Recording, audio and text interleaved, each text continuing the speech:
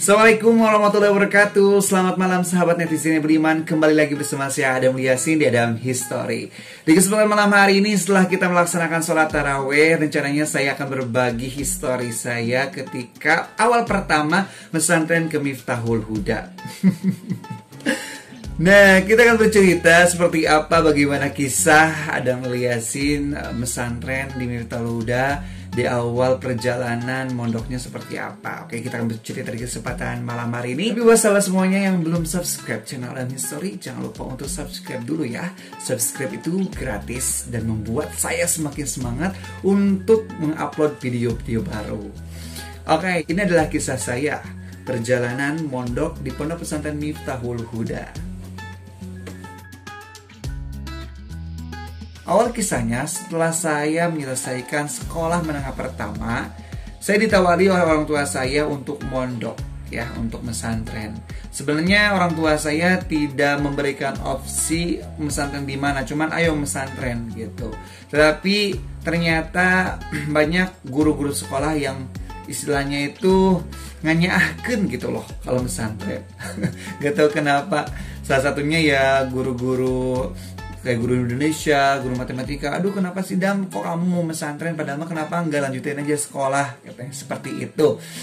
Ya, tapi memang pada saat itu juga hati saya itu ingin mencoba bagaimana kehidupan pesantren seperti itu. Dan akhirnya setelah saya mendapatkan ijazah, langsung saja saya berangkat ke Tasikmalaya. Sebenarnya saya gak tahu mondoknya di Miftahul Huda atau di mana. Yang penting saya mondok dan langsung dibawa oleh uak saya. Dan ternyata saya dibawa ke Bandung Jaya, ke Miftahul Huda. Kesan pertama pas waktu datang ke Miftahul Huda aneh.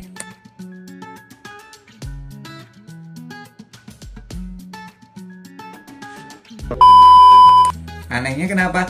Karena belum pernah melihat bangunan yang besar-besar. Malum ya, orang kampung bolisu.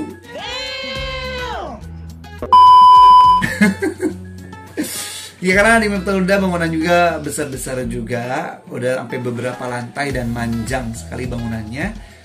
Pas waktu ke sana aneh juga karena ternyata kita itu istilahnya itu masuk ke pondok pesantren, dan di sana pas waktu masuk kita itu bisa melihat suasana yang sangat sejuk sekali karena kita tidak berjalan di atas tanah, tetapi kita berjalan di lantai yang di atasnya itu ditutupi dengan suhunan atau apa namanya lah.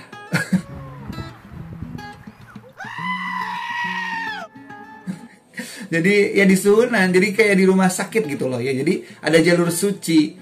Nah, di sana jadi merasa kaget, kok ini pesantren tapi kayak di rumah sakit ya. Nah, di sana terus yang melihat suasana masjid yang besar. Biasanya kan kalau di kampung itu masjidnya kecil-kecil, di Miftahul Huda besar, 3 lantai, ke lantai keempatnya kubah yang gede banget.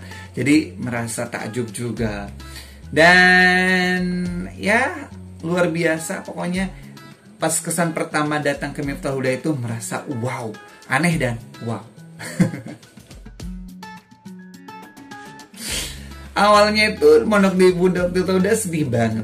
Kenapa sedih? Karena yang namanya juga kita hidup menyendiri, ditinggalkan oleh orang tua. Ya godaan pertamanya ya kita tuh gak betah. Bawaannya itu ingin pulang dan selalu menangis. Nangis melulu ya. Nangisnya itu kadang-kadang kalau apalagi pas waktu riyado. Wah, pas waktu riyado. Jadi di Miftahul Huda itu biasanya setiap malam Kamis itu ada riyado. Riyado itu terbuka untuk umum juga, dan di sana selalu dipimpin oleh Kiai Haji Abdul Aziz. Dan sedih banget, suka teringat pada orang tua, dan air mata pun berderai terus ketika riyado itu. Apalagi pas pertama awal masuk itu selama 1 bulan kayaknya ganti-ganti menangis.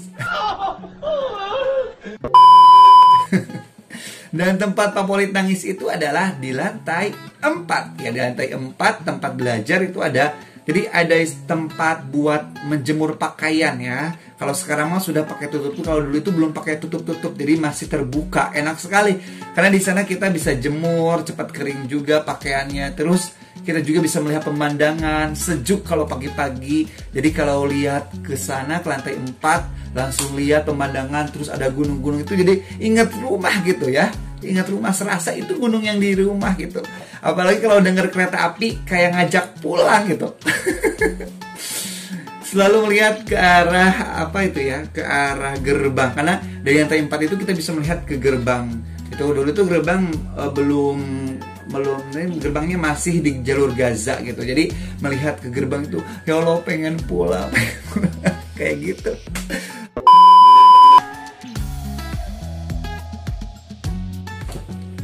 Kisah lucu di awal ke Miftahul Huda itu adalah setelah melaksanakan sholat duha itu suka datang ke gerbang pondok, ke gerbang masuk pondok pesantren ya. Gak tahu kenapa suka ke gerbang terus, langsung keamanan datang. Apa mau ke sana mau pulang.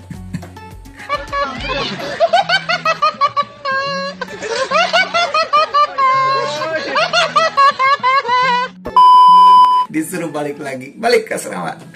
Itu lucunya. Ada juga momen yang lucu itu memang karena mungkin orang yang pertama masuk itu ya banyak orang-orang juga yang mungkin pengen kenalan, tapi cara kenalannya itu dengan usil-usil gimana gitu lah ya.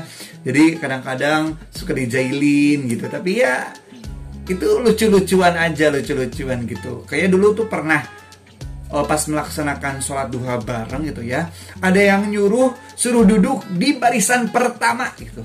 Sedangkan aku kan belum tahu ya barisan pertama itu seperti apa. Ternyata barisan pertama itu khusus untuk Dewan Kiai gitu loh. Gitu. Jadi pas aku disuruh ke depan dan aku paling depan banget, dan di sana ada Dewan Kiai yang baca doa duha, semua orang itu melihat ke arah aku gitu loh. Kok mereka lihat arah aku sih, semua santri ada apa? Dan ternyata baru tahu, baru jailin, ternyata itu khusus untuk Dewan Kiai gitu loh. Aduh, ya sopan itu ya yang jailin. Nah, itu kisah lucunya.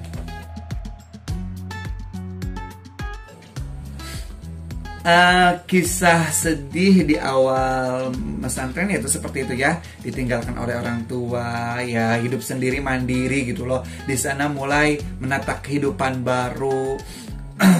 Dan sedihnya itu juga, kisah sedihnya itu saya itu karena belum tahu dunia pesantren seperti apa, makanya seperti apa. Oh ternyata santri itu makanya di eblek gitu ya, pakai eblek, terus suka bareng-bareng bersama-sama makannya gitu. Jadi karena belum terbiasa, akhirnya selama seminggu hantem beli roti gitu ya di SS.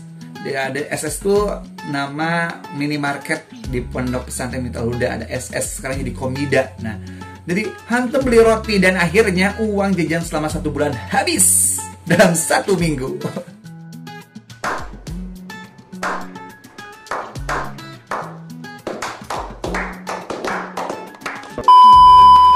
Seperti itu, aduh. Dan yang sedihnya juga pas waktu, karena mungkin belum terbiasa ya, lihat WC yang panjang banget, WC-nya panjang, jadi panjang. Terus kalau gak salah dulu itu penghalangnya itu masih pendek gitu loh. Jadi aduh gimana ya, masih malu-malu gitu. Malu-malu kalau misalkan gimana kalau ada yang ngintip atau seperti apa. Dan akhirnya menahan gak buang air besar itu selama 1 minggu.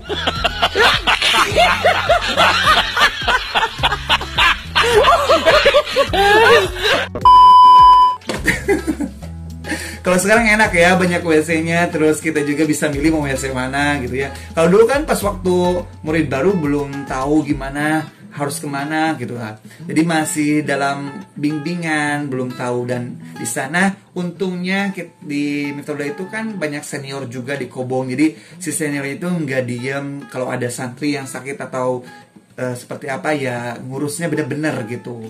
Dan waktu dulu itu saya tuh pernah sakit juga di awal-awal itu ya, karena sakit panas, tapi di sana pengurusnya sangat luar biasa sekali. Jadi kalau ada yang sakit langsung dirawat dengan baik gitu.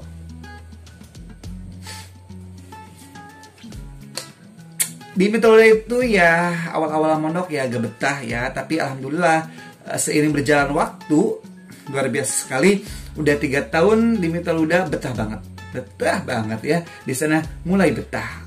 Tapi sebelum 3 tahun itu ya Allah, maunya bawaannya mau pulang, maunya bikin alasan supaya bisa pulang atau seperti apa. Bahkan ada kisah yang tragis banget ya. Tragis banget deh kisahnya. Mau diceritain. Ini ceritanya aku tuh kan dulu itu waktu kelas 1 ibtidah, karena pertama mondok pesantren ya. Ini kisahnya pelanggaran mungkin ya, pelanggaran. Jadi dulu tuh kan saya tuh suka bareng-bareng sama Abdurrahman sama Syamsi, orang Jakarta tuh dua-dua ya. Orang Jakarta dan aku orang Garut. Saking kita selalu bareng-bareng, saya juga suka disebut orang Jakarta juga, karena memang saya juga suka bahasa Indonesia, gaya-gaya lah gue gitu loh ya, yang RJ TRJ. These nuts. Garing. Jet itu.